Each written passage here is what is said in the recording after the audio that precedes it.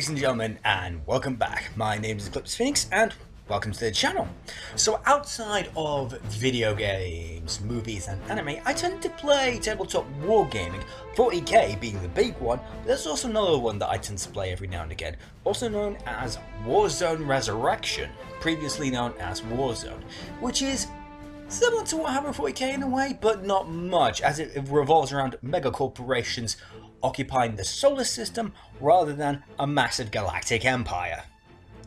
Now, in 2008, there was a film released called The Mutant Chronicles, which is set in the Warzone universe. Just for clarification, when I say Warzone, I'm talking about the universe which is set by The Mutant Chronicles. It's just called Warzone for the tabletop version, Mutant Chronicles for the RPG version.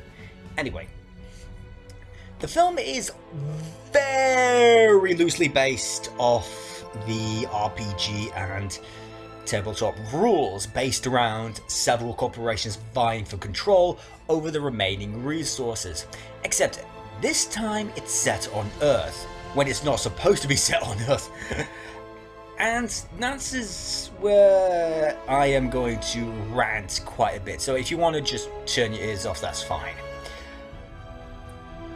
Mutant Chronicles is a bad film. It's just bad. It doesn't keep to the original lore of the series. It doesn't keep to anything remotely aside from the names and the main themes of the story.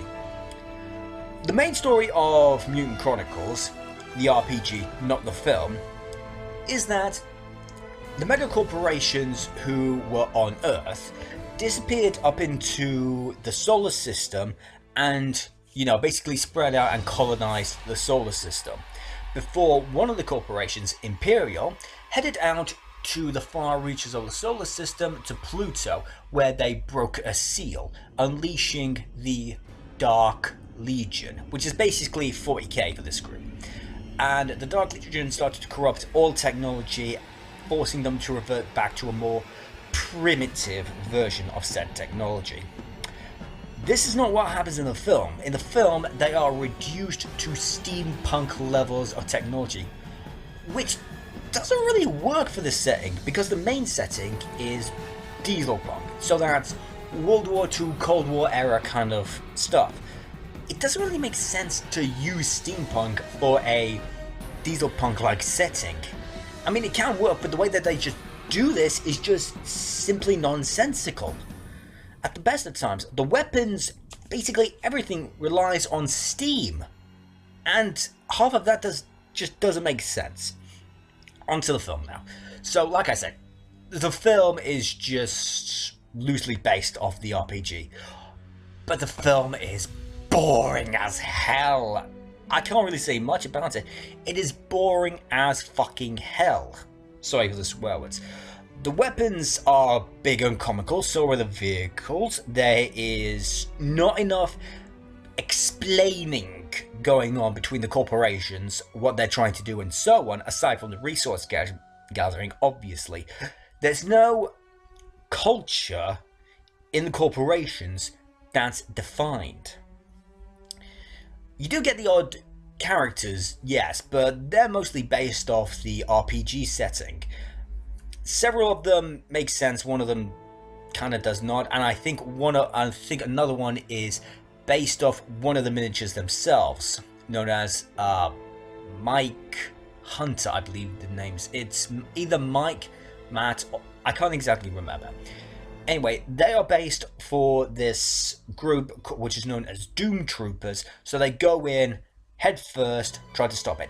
It's a basic grab a team, go and explore kind of thing, except that it doesn't work in this kind of situation because you do not have well-defined characters. They're not given enough character development. They are just there. You don't give a shit about them. You just don't give anything about them.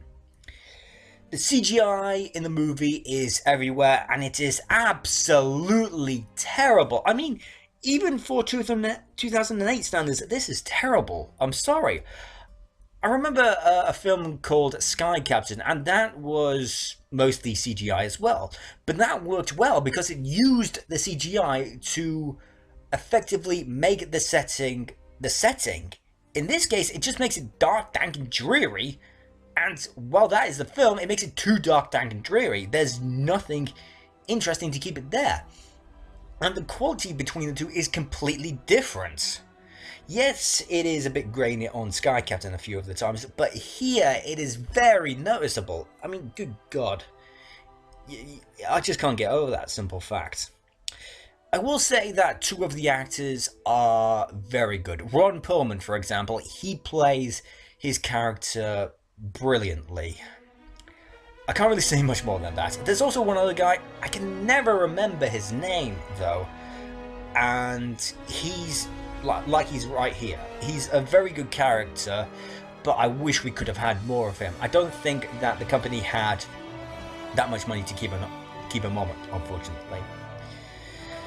The only good parts about the movie I can really say are the two characters who I just mentioned, who are the two actors who I just mentioned.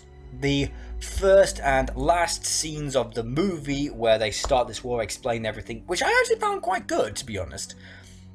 The ending I also found very good because it's like against all stakes kind of thing, and we also get to see how the mutants are made, which I find very disturbing and creepy. I love it.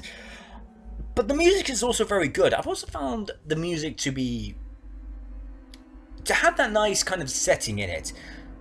The music perfectly encapsulates what it means to be in this kind of universe. You are a soldier. That's all you are and all you will ever be. You are nothing more, and I love it for that. But other than that, the writing is absolute crap, the acting for the most part is crap, and the CGI is just awful. I recommend seeing this film with some friends and probably a beer because it is not that good. Oh, and I should also point out, there is one scene in it that I do not recommend for anyone. It is essentially Electric Soldier Polygon in live action. It will cause people to be it will just cause a lot of problems for people who... There is a part in the first section where a group of Bauhaus soldiers look into a trench and they find all of these dead bodies. One of them speaks German, and then the next frame there's a group of subtitles and there's no voice. I mean, what the hell happened? This should be clear to anyone in post-production that this was a mistake. So, what the hell happened? There's not really much I can say other than this film gets a 2 out of 10. It is fun to have on in the background, but that's just about it. Anyway, I will not be doing any more gameplay videos. I will just be doing reviews from now on. So, until the next time, I will catch you later.